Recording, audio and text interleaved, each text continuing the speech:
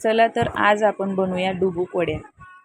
त्यासाठी मी येथे थोडेसे तांदूळ, हिरवी मिरची, खोबरं, 2 कांदे आणि हरभऱ्याची डाळ भाजून घेतली आहे। आता आपण हा मसाला वाटून घ्यायचा आहे। पाणी घालून एकदम बारीक वाटायचा आहे। आता एका दुसऱ्या भांड्यामध्ये 4 ते 5 चमचे बेसन पीठ घ्यायचे आहे। बेसन पिठामध्ये थोडीशी हळद, मिरची पावडर, धने पावडर आणि चवीपुरते मीठ घालून पाणी घालून हे सर्व मिश्रण एकत्र करून घ्यायचे आहे। जास्त पातळ करायचे नाही, आपल्याला त्याच्या वड्या सोडता आल्या पाहिजे भाजीमध्ये।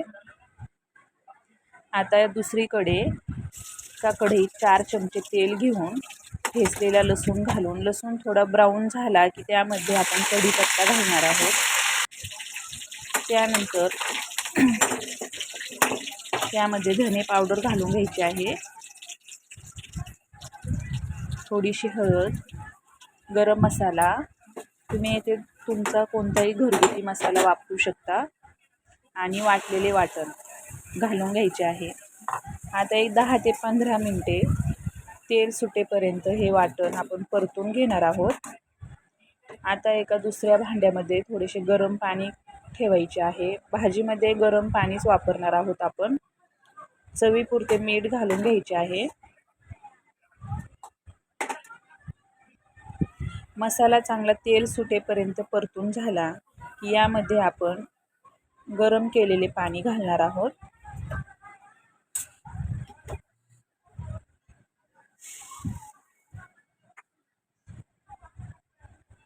गरम पाणी घालून झाल्याच्या नंतर भाजीला एक उकळी आल्याच्या नंतर आपण त्यामध्ये बेसन वड्या सोडणार आहोत।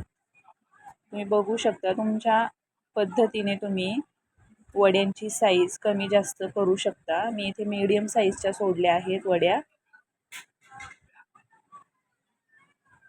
सर्व वड्या आपण इथे सोडून घेणार आहोत भाजीमध्ये।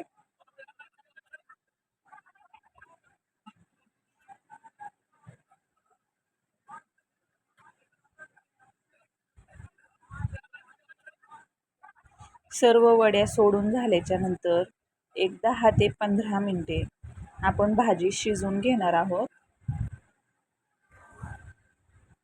तुम्ही बघू शकता वड्या वरती आल्या आहेत, वरती तरंगल्या आहेत भाजीवर। एक 10 ते 15 मिनिटे भाजी शिजवून घेऊया। आपली भाजी येथे तयार आहे। व्हिडिओ आवडला असेल तर लाईक, शेअर आणि सबस्क्राईब करा।